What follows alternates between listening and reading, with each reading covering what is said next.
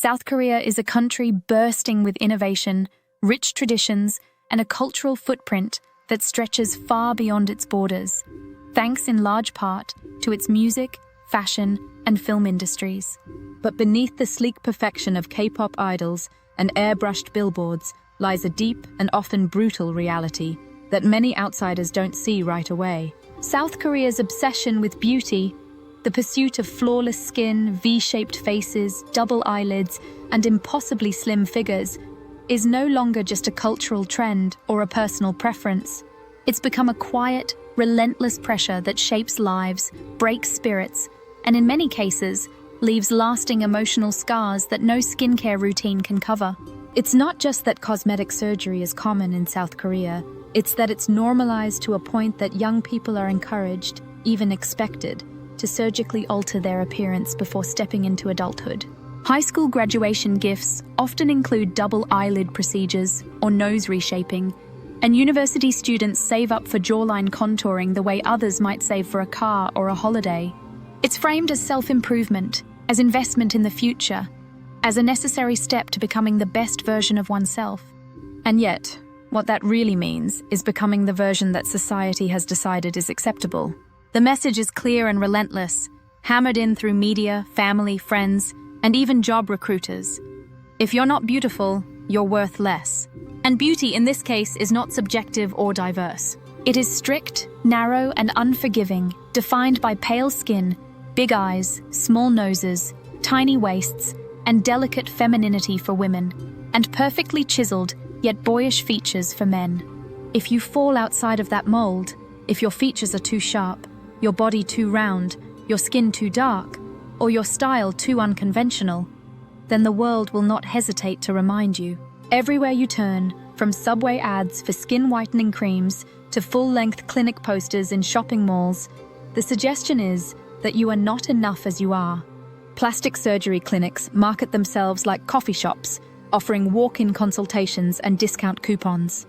Influencers post before and after photos as if they were documenting fitness progress. Even job listings, particularly in entertainment or customer-facing industries, quietly but firmly filter candidates by appearance before qualifications. And when looking a certain way becomes tied not only to social acceptance, but also to economic opportunity, the pressure becomes more than just cosmetic. It becomes existential. But the real damage is internal, and it often begins alarmingly early. Children absorb these ideals before they even understand what they mean, watching their parents comment on idols' appearances, or hearing classmates tease each other for having ugly features. Teenagers compare themselves constantly, not just to their peers, but to surgically enhanced celebrities with professional lighting and filters. By the time they're in their 20s, many young South Koreans have internalized the belief that being unattractive is not just unfortunate, it is a personal failing, a shameful condition that must be corrected if they want to be loved, respected, or even seen. The mental health toll of this collective obsession is staggering, though often left unspoken. Body dysmorphia is widespread but rarely addressed.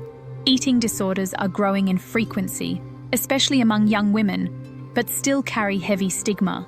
Depression and anxiety over appearance are often treated as vanity, not as valid psychological pain.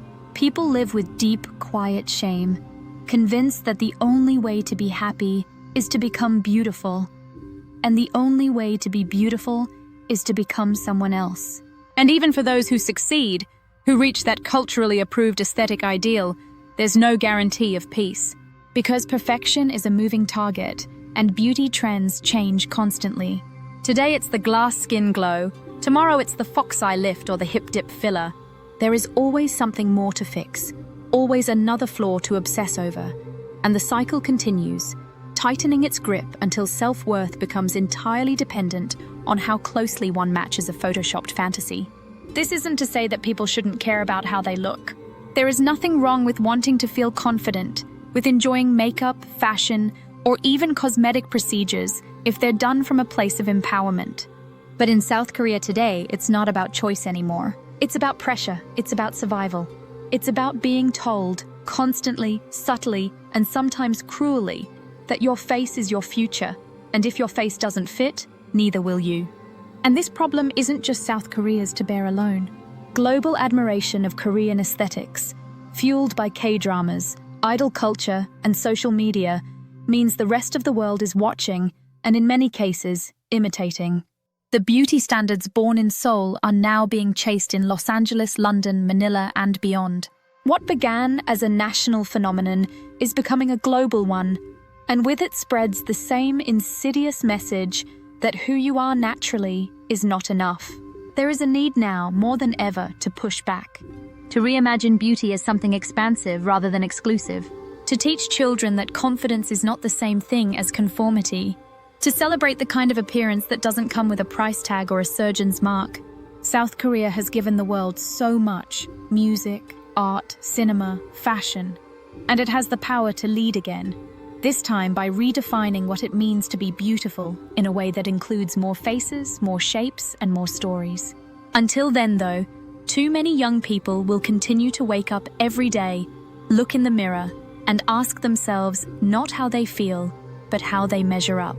And for a country so rich in spirit and talent, that's not just a tragedy, it's a crisis.